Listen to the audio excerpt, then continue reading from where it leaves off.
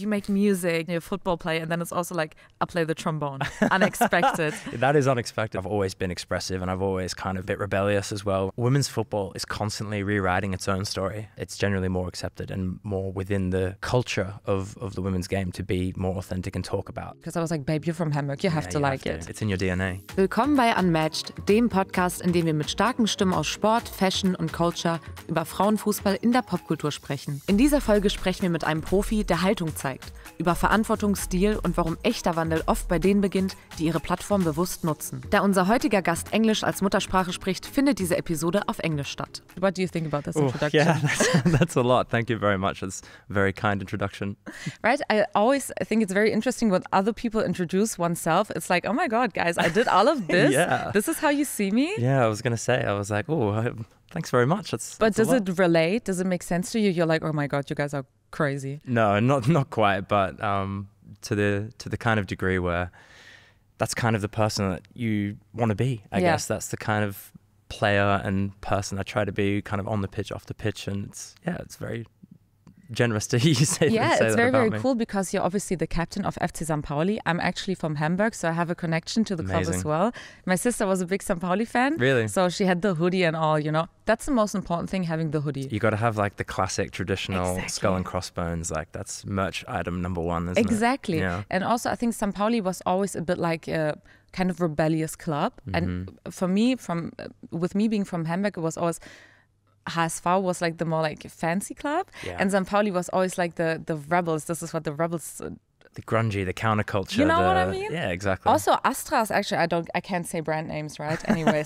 Well, there's a certain beer that St. Pauli fans really like to drink. Have you ever had it? I have, of course. It's very specific to Hamburg as well, right? Yeah, it is. It's but like from what it kind of represents within the kind of city and the relationship to the fans, it's kind of, it's very niche as well, but I love it too. Do you like it? I actually do like it, yeah. That's like my kind of beer. Right? Yeah. I think I used to not like it, but then I got used to it because I was like, babe, you're from Hamburg. You have to like it. It's like, it's in your DNA. Right? Yeah, for sure. But there's another thing we have in common. I mean, you're looking amazing. I can't believe you're in a jersey and I'm not. It feels like we should be switching When I seats. heard that you're coming all in Prada, I was like, oh my God, not be getting outdressed by a man. Literally, I was like, oh my God, no. No, but it looks amazing. So self-expression through style is a big thing for you, right? For sure. How do you think do football and style and fashion, how does it connect? I think it's kind of always been ingrained in kind of fan culture in particular, but it's kind of made its way more into the mainstream of recent years for sure, with clubs like, well, certain clubs that market themselves now as like being trendy and they've picked up on that relationship between fashion and football. But even when you look back to like the 90s with, you know, music, the relationship between music and football with like Oasis in Manchester City was like a big original kind of like link between football, music and culture and everything that came with that. And for myself, that's always been mine. And my love of it definitely came through jerseys. Like that was as a young kid, and that was like the accessory that I always tried to have on somehow, even whatever else I was doing. It was all about the jersey. So yeah, that really came back as well the last few years. You know, there's actually, have you ever heard of bloquette-core? Like bloke, but like basically the feminine version. Yeah. And it's literally wearing jerseys, but then like with little bows or little heels or something like that. How do you like that? Yeah, I love seeing it like make its way. So, because I think it makes football as a business like really take notice that like this is a huge part of fan culture is actually the relationship to fashion and style, and it makes it more accessible as 100%. well. 100%. And I think for so long fan clubs and the game itself kind of brushed over that, didn't really take it as a big part of the connection between fans and football. And now you can see that they really take care of that, the way they brand, even like shirt release shoots and everything's done with, you know, a real specific idea rather than just throwing out, oh, here's a new shirt, I hope fans go and buy it. You know, it's got a relationship, it's got a story, and that's important because that's what fans connect to most. Exactly, and also people really look forward to new jerseys, you know? Yeah, for sure. This is, obviously I am interested in football, but I'm gonna wear a kit if I just like the colors, you know? If you see me in a Spain thing or like Sweden,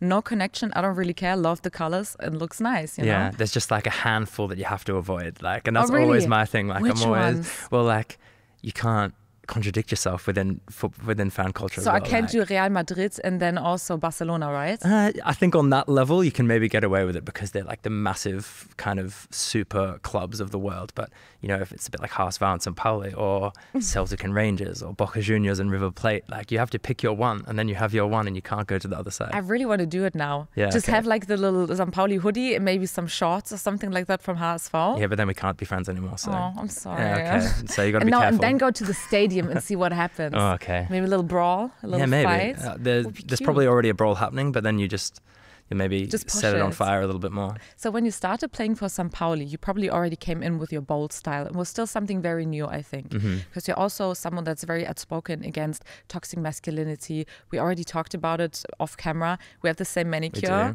So how was it when you came in? Was it accepted instantly?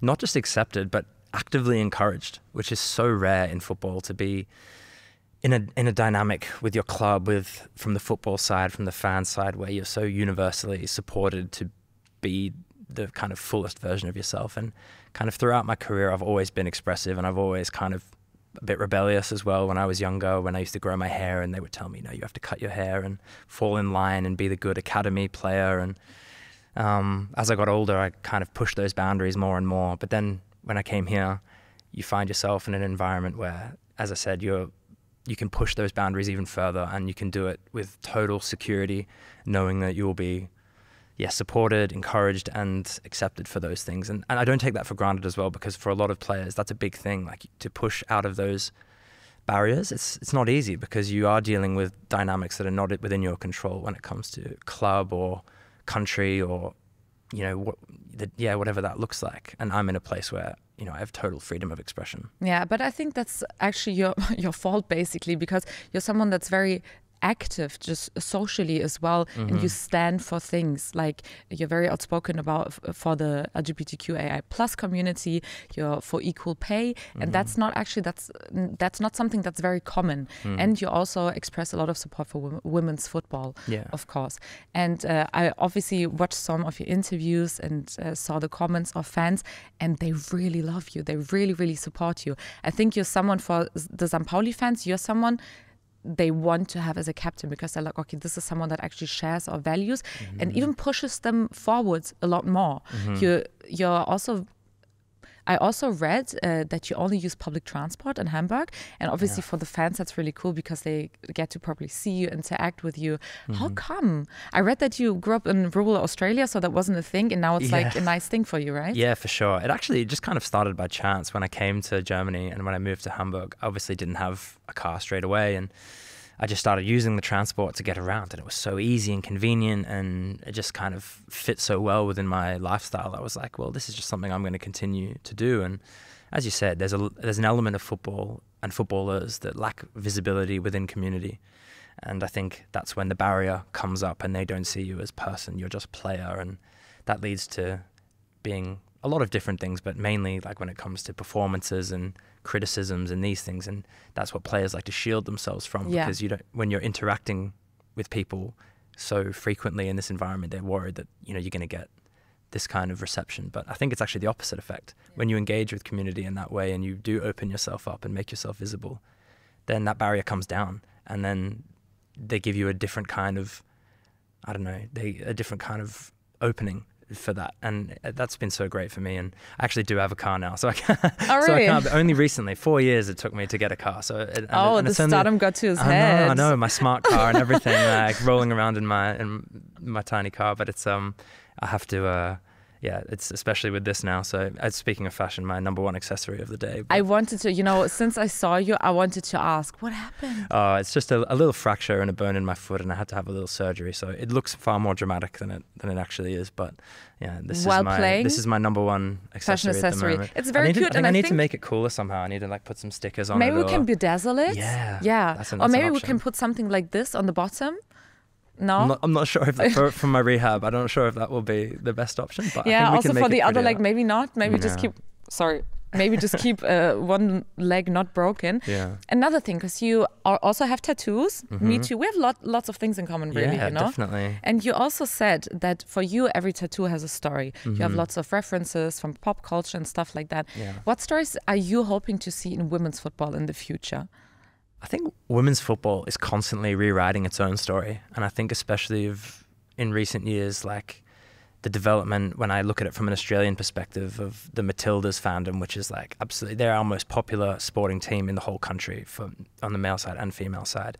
And the barriers that they've broken down with their accessibility and the way that they've, not just with their amazing performances on the pitch, but the people they are beside the pitch as well. And that's opened up an entirely new generation of football fans for the women's game in Australia. The Women's World Cup was a huge success, and all of these things. And as I said, I think women's football is constantly rewriting those stories as the game grows, and it never loses that kind of attachment at a grassroots level to community and to people. And the trailblazers of the legacy of who have helped the women's game get to this point. They've never gone away from that. They've not become kind of as materialized as the men's game has at the top level. And I think, as I say, it's going to be interesting to see as the game continues to grow and these players do experience more and more stardom, which is guaranteed to come as the game rises, how they keep that attachment to fan culture and everything as well. So it's very interesting. But as I said, I think the game will just constantly develop and evolve within itself. Yeah. You're obviously already a big supporter of women's football. What do you think could other male football players do to support the women's teams more? Yeah, listen, I think the visibility is getting more and more. And I think the way that clubs and players interact within those environments is getting better. And, you see, like with something like, of course, it's with Lauren James and Reece James at Chelsea, when you see like a brother and a sister playing on both sides of a club, like that breaks down huge things straight away that, in terms of engagement. But within the men's game, I think our role within is to uplift the women's game, to bring that equity level to a certain point, like, and get rid of the structural inequalities that exist within the game. And then, as I said, the women's game will continue to develop in its own way and grow within itself. It doesn't require that from the male side, but I think our role within the structure of the game is to address those structural inequalities and make sure that we uplift the women's game and bring it to that more equality level. Because like you said, it's going to grow on its own. I mean, it has to, but it's still probably easier for it to grow if someone that's already at the top can like pull it up a bit. So we've already been talking about women's football, and now I'm going to ask Gemini for a hot take on it. Hot take. Gemini, I have Jackson Irvine on my podcast today. Do you have a hot take for us on women's football to fuel our conversation? Sure, here is one. Women's football icons are more authentic and relatable, offering a refreshing contrast to the often manufactured image of male superstars. Well, what do you think about that? That is a hot take, but I like it. No, I think it ties exactly in kind of what we were talking about earlier, which is like, in particular, when I related back to Australian football, which is obviously what I know best, and our women's national team and how their popularity has risen into that. And it's definitely through that kind of authenticity and relatability that they've opened themselves up to completely. On a personal level, about the struggles? A bit of both. Like, it has to be obviously an element of, first thing's visibility. They had a big documentary made about them, which opened them up to the public in a totally new, in a totally different way. And then also through social media and the way that they interact with that, which is a huge way now of fans being able to relate to players. And when they're so genuine and they're like their true selves through that, then I do see how that is far more relatable to the general public than, as you say, that, as it said, the manufactured kind of level of, especially at the very top level of men's football. And that's the thing, we already talked a bit about toxic masculinity. And, sometimes I think women are less scared to not be cool. You know what I mean? They're less scared to, like, if I say something, if I do this, if I wear this, I'm not going to be cool anymore. Yeah. And maybe this is what contributes to being able to be a bit more authentic. But then again, obviously, you're also someone that doesn't really, I think you're not scared of saying something or wearing something. Occasionally, yes, it still happens. Yeah, like, of course, when you take like that first big risk. I remember the first time I dyed my hair pink. Yeah. Like, I saw the pics that looked really nice. Yeah, and that was pretty loud, and that was like quite a big gesture, you know what I mean? It was something I've always wanted to do, very Kurt Cobain inspired, but like it was, I see it was a very like yeah, I don't know, it was a bold thing, and I was quite like, oh, like I've always wanted to do it, but is it a bit too far? But then, as you say, once you kind of push yourself out there, then it's a bit easier. But it's really nice to hear, I think, especially for people that are like idols, really. You know what I mean? You're obviously an idol for many people. To still know they still get scared. Yeah. And sometimes they still get like, oh my God, should I do it? Can I do it? It happens to me too, obviously. But when it's like people where you're like, oh, they already have a standing, they have this big personality, to still hear, sometimes I still think about it. Should I do it or shouldn't I? I think it's really nice. And you know what? You know what my hot take is? I like it when you see that people lose their cool. I really like it. Sometimes it can be on social media or on Instagram when you see like they're annoyed or maybe they did something that's a bit embarrassing. For me, it's always the moment, not because I'm like, haha, that's funny. I'm like, yes, there we go. Yeah, that person is human. Yes. Yeah, for sure. No, I know exactly what you mean. And being able to show it as well, I think that's really nice. And I think, as you said, relating that back to how these female footballers are so accessible in that way, I think they don't have that same. Generally, of course, we're talking kind of not always specifically, but it's generally more accepted and more within the culture of the women's game to be more authentic and talk about, you know, those things. And as you say, even when it comes to like difficult things, being annoyed when it comes to injury research or when it comes to, you know, equal pay or all of these things, and, you know, maternity issues within women's football. There's so many things that, you know, those things are spoken about more within the women's game, which also breaks down those barriers for fans too. I really love that you talk about the medical side, because that's obviously a huge thing. Yeah. Women being a lot less researched in medicine and stuff like that, and also maternity leave. I love that you think about it, but I love you more that you actually talk about it, because that's not really a big topic at all. No, it's not. And, you know, it's things that within, I'm very fortunate to be the co-president of the Players Association in Australia. And these are things that we're constantly trying to improve when we talk about player rights and things. And we, you know, I have my co-president, Tamiki Allop, who's one of the Matildas and, you know, top footballer as well. But, you know, with our relationship, we're constantly trying to look at how we can improve the game, obviously, from a player's perspective. And, you know, these are big issues that need to be talked about more, because if they're not researched and we don't do more to improve them, then, as you say, you never get to see the real benefits of it. I'm really impressed, I have to say. No, I actually am. I'm really impressed. But I think first thing, I'm really going to have to get into Australian women's football, because I feel like I'm missing out a lot. Yeah. Not only the games, but also I feel like Matildas pop culture. Fever, mate. It's crazy. Even the name Matildas and the national team of the male national team of football is called the Socceroos. Socceroos, yeah. I mean, I know. Like when you actually break it down, like I don't think of them in the context of the actual words, because it's just what I've always known us to be. But yeah, it's a little bit on the nose, but it is nice. It's very nice. Has a little humor in it. Yeah, for sure. I love it. We don't take ourselves too seriously. I know, and maybe that's that, you know? Maybe this is why it works. Yeah, potentially. We now have a little question for you from Kerstin Weng. She's the head of editorial content at Vogue Germany. I'm going to play it out. Hi, Jackson. If you had the chance to design a football event that reflects your vision of culture and inclusivity, what would it look like? Oh, wow. That could be very detailed. I was going to say... Where would you start? I was going to say, asking me to design like a footballing experience Everything. is the level of detail I would go into is probably too much. But also, I kind of love that football has its own way already. And like, you don't want to like change too much. Like I know, you know, I've always thought about like American football and like halftime shows, and like, because I love music, and I would love if there was... you could integrate music into football more, but I do think there's an element of it where it just doesn't work within football, you know. So, but for when it comes to inclusivity and everything like that, I think St. Pauli do it really well. We have like officers in the crowd that are like accessible for fans who are feeling unsafe or see something that they don't like, and things really like that. Cool. And that's very progressive, which is a really great way to make fans have a more comfortable experience watching football. And little things like that, you know, because you don't want to change the full culture within fan culture of the sport. Because, as you said, I think in a lot of places, fans kind of police themselves in that way as well. They kind of dictate how that looks. And this is what is important about football, obviously, that the fans actually like contribute to the game, to how the whole culture feels like and looks like. But what about the soundtrack? Because you're obviously someone that's very interested in music. Yes. You have your own radio show? I do, yeah. How amazing is that? Yeah, it's so cool. I got asked to do it a little while ago, and then it became more of a regular thing. And now, I have a monthly program on Byte FM. When does it go? When does it go live? I think today. Really? Yeah. So is it always on a specific date? Yeah. It's normally on like it gets aired on like a Wednesday in the middle of the month, and then it also comes out on a Friday evening. What's the vibe? Well. And also, do you think it's inspired by football somehow? Yeah, of course it is. Right? Yeah, there's like totally everything in my life, everything from fashion to music, works within itself within football and music, because they are like my two things that I love most in life, I guess, my biggest interests. And so everything is related to that. As I said, I mentioned Kurt Cobain before as an influence, but the same way David Beckham was for me as a kid, they go kind of hand in hand.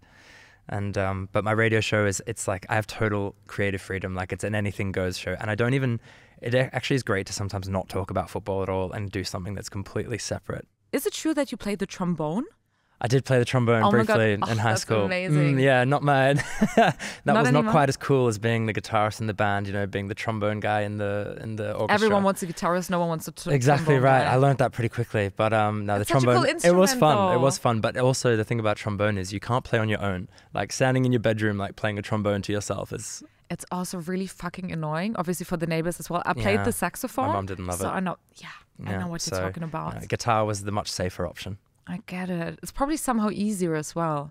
But it's still a flex, It's like you make music, you're a very fashionable person, you're a football player, and then it's also like, I play the trombone.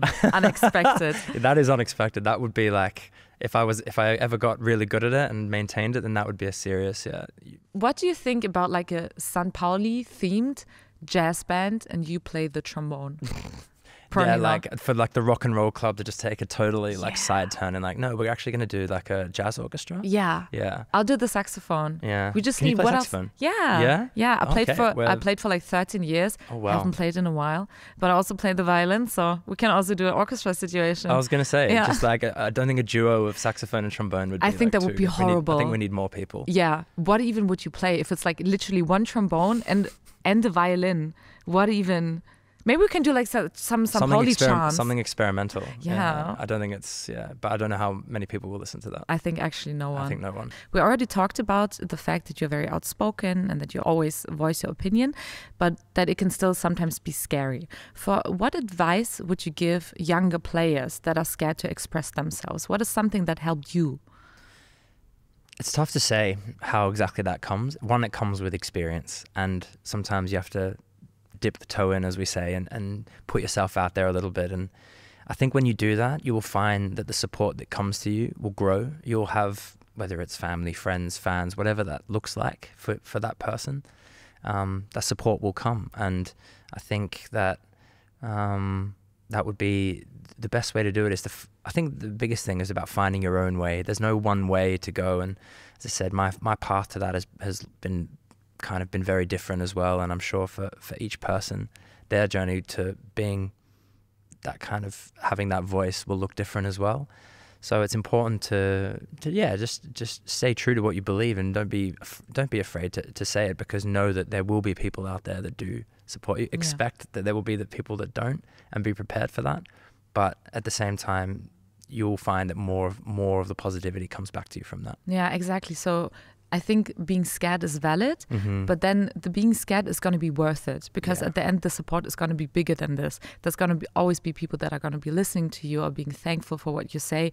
So like I said, I think being scared and being in your head about it is perfectly fine. And I don't think you can completely remove it. And that's also okay. Exactly. That's also fine. Don't ever think that anxiety will ever like totally disappear. You will always have that maybe a little bit of doubt, but know that they're the people that are around you then will be the ones that put that aside for you, and then you can feel confident and totally comfortable to speak your mind. Exactly. So if you had to write a little manifesto about how you want women's football to change in the future, what would the title be? Ooh. I know, easy question. Come on. Manifesto. For me to write a manifesto around that, it has to be about everyone. Football being for everyone is the game. It's our game, as you said. It's from a level. It's a community. It's ingrained in the very fabric of our communities. It's like what people identify with most is from a young age, is that being a fan of football, whether it's your men's team or your women's team or whatever that looks like, or your national team. And you need to find a way to bring everybody into that space to be their truest selves and be comfortable to support those teams in whichever way they feel is right for them. I think that would be a very long title, but I love your take. No. Was it just the title? I was going to write the whole manifesto. You don't want the whole thing? Yeah, the whole. I think you just wrote it. We can just write it down like this. Maybe something about like. Can you sum that up for me? Yeah. So basically, female footballers, fandom, and we need a third one that like really like. Fouls. Yeah, maybe. Yeah, that's it. Yeah. I don't know if that guys, flows we so got well. it. That's gonna be a bestseller. No, we'll work on the title later. We'll work on the title, guys. Thank you so much, Jackson. That was so insightful. And honestly, I thought I was informed, but for me, you gave me so much more perspective. And when we talked about women's football, what can we change? I always thought about the players' perspective, basically. What can we do for female players? But for me, you really brought the whole fandom situation into the foreground as well. How important it is that people can actually come to the games and feel safe and feel included. So thank you so much for teaching me more about it, about the culture around football, and to show me so many insights. No, thank you for having me. And as you say, all of those things have to work together, hand in hand, and that's how the game grows. Thank you so much. Wrap up. So Jackson and I talked a lot today. It was very insightful, but I'm going to ask Gemini for a little summary now. This episode of Unmatched dives deep into the future of women's football, showcasing how bold voices in sports, fashion, and culture are driving change. We explore how authenticity and self-expression are becoming celebrated within the game, fostering a more diverse and inclusive fandom. Join the movement and see how fans and allies can actively champion this evolution, both on and off the pitch. Well, thank you so much, Gemini. That was very informative.